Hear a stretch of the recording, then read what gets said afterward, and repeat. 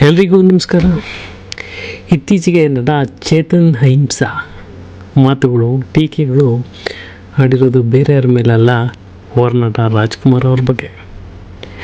ಅವ್ರು ಮಾಡಿರೋ ಟೀಕೆಗಳು ಎಲ್ಲ ಕಡೆ ಪ್ರಶ್ನೆ ಹುಟ್ಟುತ್ತಿದೆ.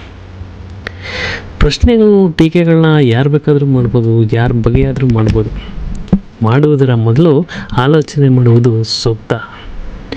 ಮಾತೃಭಾಷೆ ಕನ್ನಡ, ಕರ್ನಾಟಕ ಎಂದಾಗ ಜನಗಳ ಮತ್ತು ಭಾಷೆ ನೆಲದೊಂದಿಗೆ ಭಾವನಾತ್ಮಕ ಸಂಬಂಧದ ಬೆಸುಗೆ ಇರುತ್ತದೆ.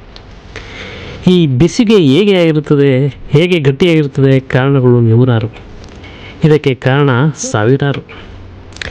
ನಮ್ಮ ನಾಡಿನ ಪ್ರಸಿದ್ಧ ತಾಣಗಳು, ಭಕ್ತಿ ಧಾರ್ಮಿಕ ಪರಂಪರೆಗಳು, ಬೇಲೂರು, ಹಳೆಬೀಡು, ಚಾಮುಂಡಿ ಬೆಟ್ಟ, ಹಂಪೆ, ಬಾದಾಮಿ, ಐಹೊಳೆ, ಪಟ್ಟದಕಲ್ಲು, ಧರ್ಮಸ್ಥಳ, ಉಡುಪಿ, ನಮ್ಮ ಕೂಡ್ಲ, ಮೈಸೂರು ಅರಮನೆ, ಇವುಗಳೆಲ್ಲ ಜೊತೆಗಿನ ಒಡನಾಟ, ಅದು ಒಂದು ರೀತಿಯ ಬೆಸುಗೆ.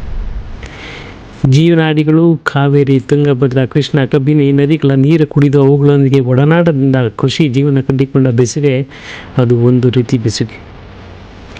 ಕುವೆಂಪು, ಪಂಪ, ರನ್ನ, ಬೇಂದ್ರೆ, ಕಾರಂತ, ಮಾಸ್ತಿ ಹೀಗೆ ಕವಿಗಳ ಲೇಖನಗಳು ಕಟ್ಟಿಕೊಟ್ಟ ಕನ್ನಡ ಸಿರಿವಂತಿಕೆಯ ಬೆಸುಗೆ ನಮ್ಮ ಭಾವನಾತ್ಮಕ ಸಂಬಂಧದೊಂದಿಗೆ ಗಟ್ಟಿಯಾಗಿದೆ. ಈ ರೀತಿಯಲ್ಲಿ ಸಿನಿಮಾ ಕಲೆ ಸಂಸ್ಕೃತಿಗೆ ಬಂದಾಗ ನಟ ನಟಿಯರ ಕೊಡುಗೆ, ಅದರಲ್ಲಿ ಮೇಲ್ಪಂಕ್ತಿಯಲ್ಲಿ ನಿಲ್ಲುವ, ಅಗ್ರಸ್ಥಾನದಲ್ಲಿ ನಿಲ್ಲುವರೆ ನಮ್ಮ ಹೊರನಟ ರಾಜ್ಕುಮಾರ್ ಅವರ ಕೊಡುಗೆ ಅಪಾರ. ಅದೆಲ್ಲವನ್ನು ಪ್ರಸ್ತಾಪ ಮಾಡುವ ಅವಶ್ಯಕತೆ ಇರಲಿಲ್ಲ. ಅವರು ಮಾತನಾಡುತ್ತಿದ್ದ ಭಾಷೆ ಸ್ಪಷ್ಟತೆ ಸಾಕು ಕನ್ನಡವನ್ನು ಕೇಳುವ ಹಂಬಲ ಹೆಚ್ಚಾಗುವಂತೆ ಮಾಡುತ್ತಿತ್ತು. ನಮ್ಮ ಭಾಷೆ ಶ್ರೀಮಂತಿಕೆಗೆ ಆಭರಣ ತೊಡಿಸಿದಂತೆ ಬೆಸುಗೆ ಹಾಕಿದವರು ರಾಜಣ್ಣ. ಈ ರೀತಿ ನೆಲ ಜಲ ಭಾಷೆಗಳ ಬೆಸುಗೆಗೆ ಕಾರಣರಾದವರ ಬಗ್ಗೆ ಟೀಕಿಸುವ, ಮಾತನಾಡುವಾಗ ಆಲೋಚನೆ ಮಾಡುವುದು ಅತಿ ಮುಖ್ಯ.